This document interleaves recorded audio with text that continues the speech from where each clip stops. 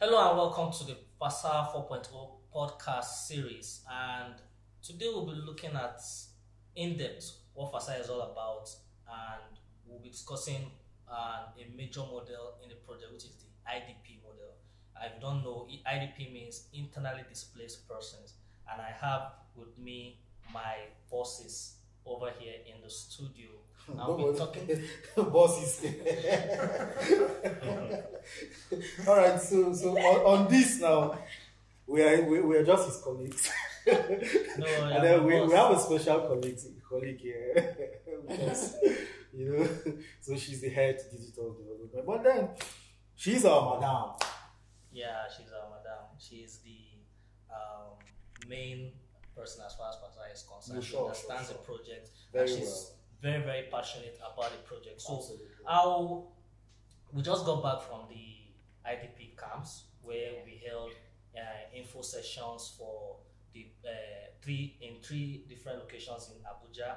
We had info sessions with them, and we also did kiosk model application with them. Just for the sake of our audience, we'll just try to break down the technicalities. We won't use big terms for this, what kiosk model is about, what IDPs are, and why we chose IDPs. So, for the sake of our audience, what is FASAHA project about first? FASAHA 4.0. Yes. So I had a question that, okay, what happened to 1, 2, 3 as we go? Why did we just say 4.0? So it's not a numerical number that we're saying FASAHA 1, FASAHA 2. No, 3. It's just FASAHA 4.0, which means the knowledge economy part of the technology chain. So FASAHA 4.0 is a digital skills program that is meant to train young girls and women to be technologically savvy, and then to boost themselves globally, to compete globally, and then how our world is moving now. If you're not digital, you're way back behind. So there's this, if you heard of the digital gender divide that the World Bank is trying to reduce, the Equals Coalition, Access Coalition, so many international partners are trying to reduce the number of women or reduce the number of youth that do not even have these digital skills, infrastructure, equipment to be able to do anything digitally.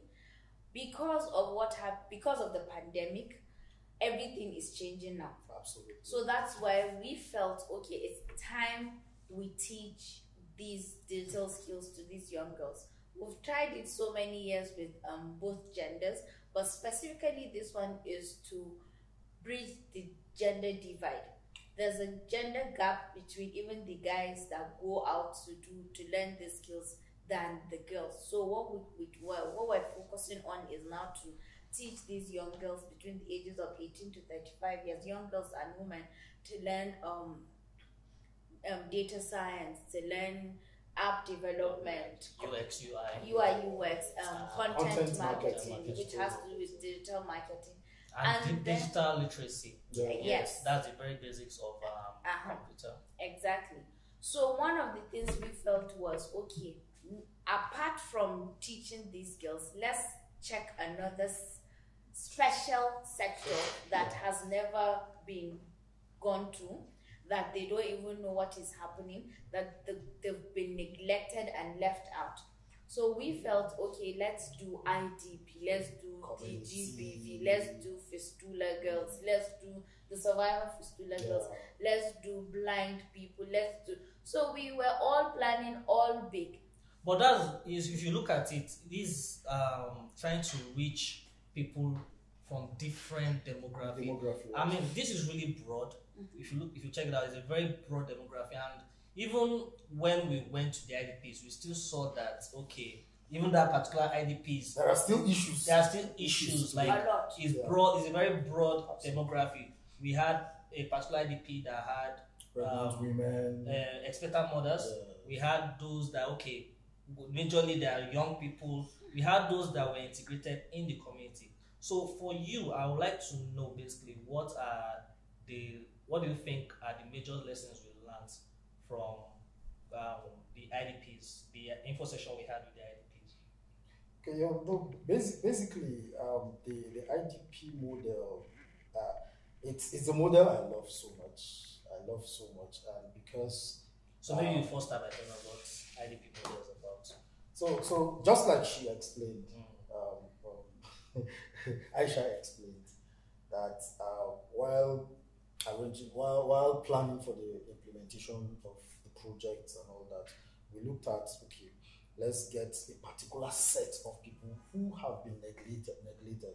So we felt, okay, let's do the IDP model now, which is internally displaced people due to the current insecurity happening in northern Nigeria, most especially the northeast, because I discover most of them are from the northeastern parts of the country. So we felt a need to also integrate them into the project, and then make the. And I love their enthusiasm towards learning. And so, also, I think you shouldn't forget that the internally displaced people, as we all thought, as how the media had done, we all thought they were families from broken families from Boko Haram, from the war, but it's not. It's not. There's some that we may remember. Samira and her mother, they've been there since like 2011, but they are there because she lost her father. 2019, and she doesn't have anybody to stay. Her relatives went and left them, abandoned them, so they started living, I think, in a canteen or somewhere, she and her mother. So they kept moving from one place to the other until they got somebody that told them, look, there's a camp that we heard in Abuja. They were in Kano. There's a camp that we heard in Abuja that they can be able to take you in without any issues. I think there's a levy that they pay to get a space. Oh, wow. Yes. So that was how they got there, and she's been living there. So for her, it's the only home she knows. She wasn't there due to circumstances of war or insecurity. So they are for in Nigeria, like when you just hear IDP, you just think that person, okay, IDP in the north especially, is that person the victim of insurgency or violence? But you know, the media, there's this stereotype that the media made it look like they're so disadvantaged, like extremely poor people. Like somebody once said, but they are, because they absolutely. But then the picture, the picture will. They're thinking of what they're going to do. To get soap to wash their clothes is a problem. So there's that gap. There's a lot of disattachment from the normal people to them. So at the time, I thought we're going to see people who are 100% illiterate, but we were shocked to see, just like, okay, you know, we went there to hunt for talent, and then we actually got some well-educated people, well-educated ladies who were just there due to the circumstances. How educated? Yeah, to some extent, I think not too on an intermediate level, but basic level. I think I had a talk with computer skills. There's a lady who said she can design wedding cards. She can type. So back to your question on the lesson learned. To me, I feel more needs to be looked into when it comes to reaching out to a particular set of people for programs like this. Like we should also, while thinking of doing a program for basic or ordinary people who lives, there are some persons, disadvantaged group of persons, which I employ our team in Natview team for thinking out of the box to integrate those disadvantaged people. Okay, so now let's look at because I was there, I was part of it, I was doing a lot of communication work on the project on site. So now let's look at behind the scene. like I said earlier. Behind the camera. Okay, so now let's look at the IDPs one by one. We went to 3 internally displaced all of them were in Abuja. Yes. So what are the unique characteristics of each of these IDP camps, and how do you think that will affect this project? In terms of, now you say, okay, well, in terms of the goals of the project you want to achieve, does it change anything for us in terms of achieving the goals of this project? Let's look at them individually and see how we get to, at the end of the day, how do we get these skills down to these people, or how do we get them involved? How do we bring them together so that we can get the goals of this project achieved?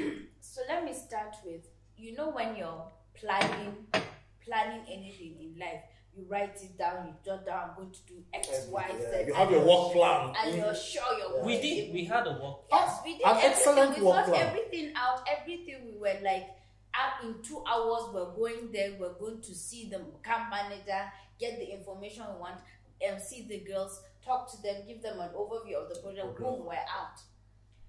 It went a bit that way, and then it went another way also, which we had to recheck our work plan, re-strategize again, which has been like probably chaotic at the same time, but we were happy because at the end of the day, we wanted to do probably 3 things.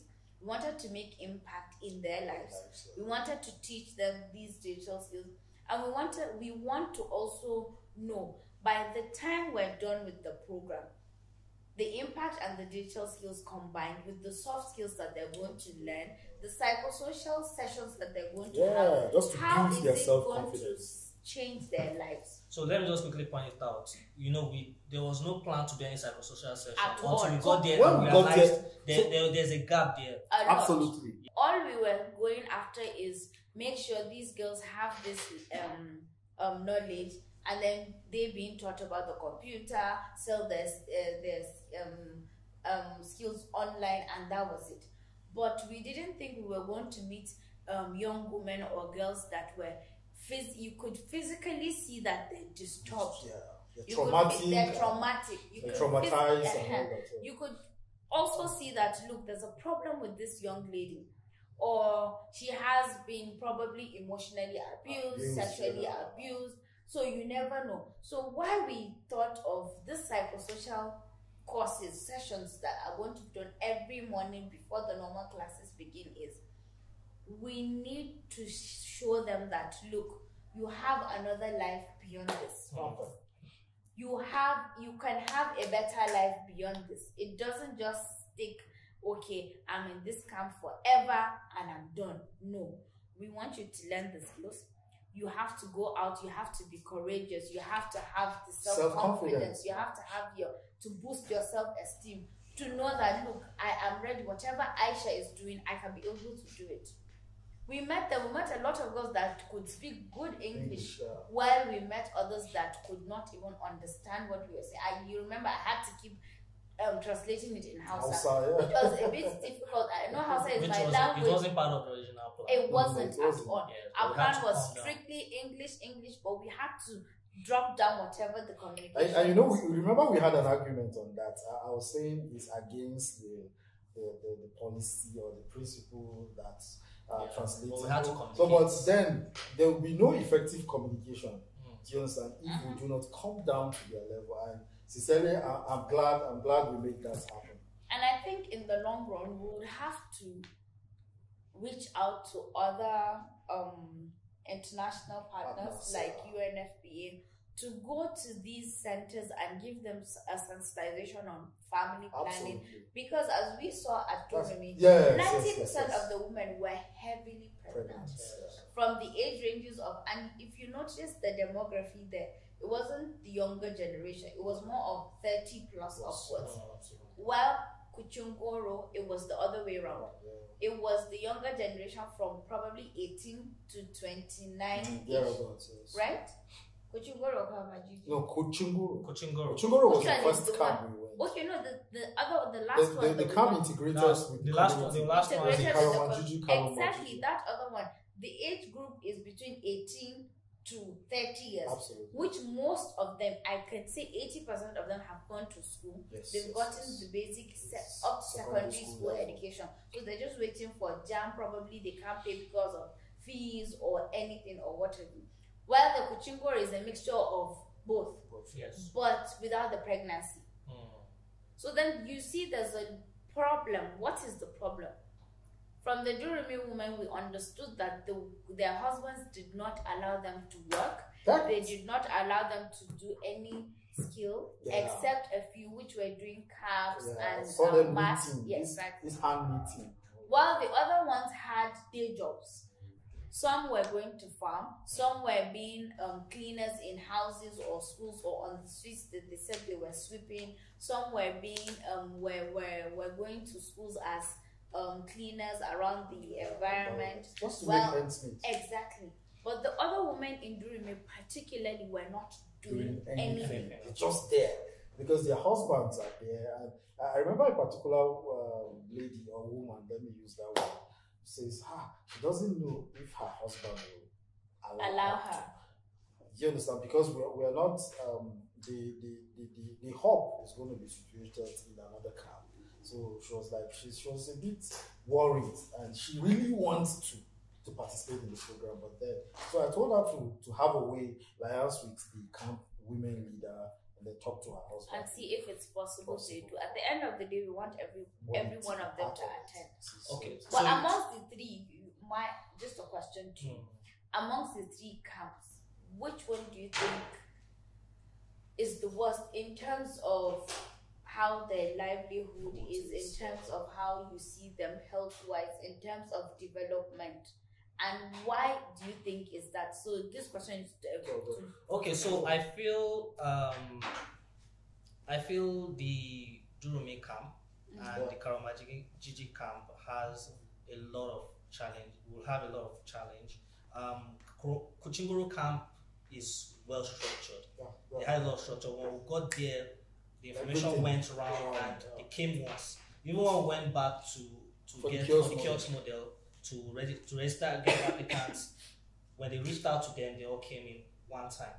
But at Durumi camp and Karamajigi camp, it's not all that well structured. And if you look at the Karamajigi camp, it is well integrated in the community, which is an advantage to them. Yeah, which is an advantage to them in terms of development. Yes. So I feel that the Durumi camp had a lot of issues in terms of.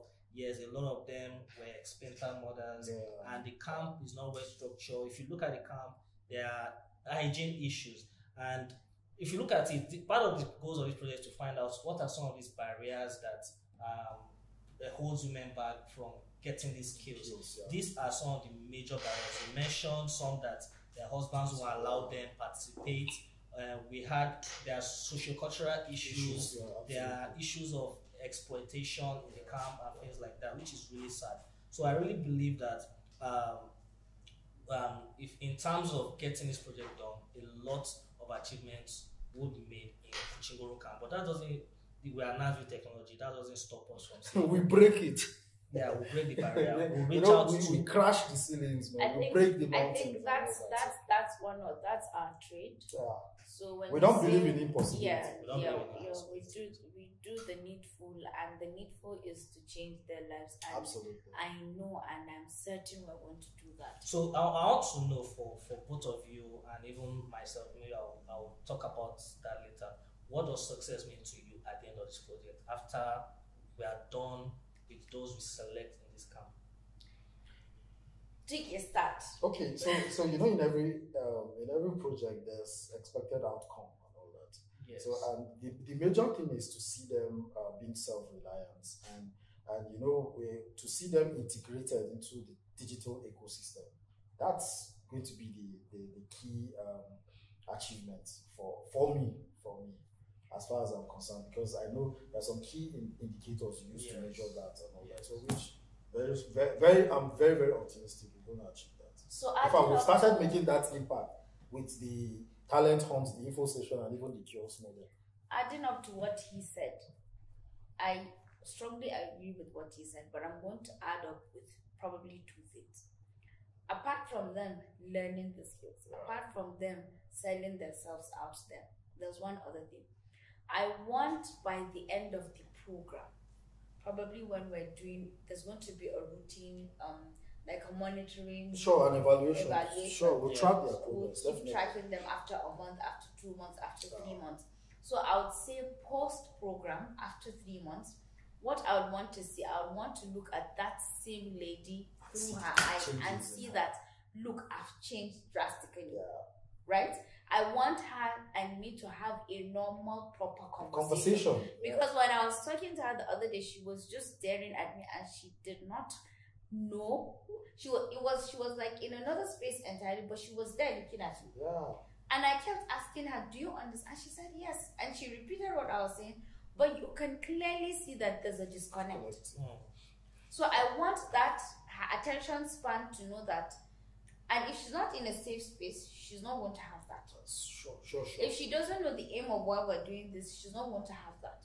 If she doesn't know why the purpose of her living here, she's not going to have that. So I want to make her understand, look, you have another purpose in life. Yeah, you're not just stuck in this environment.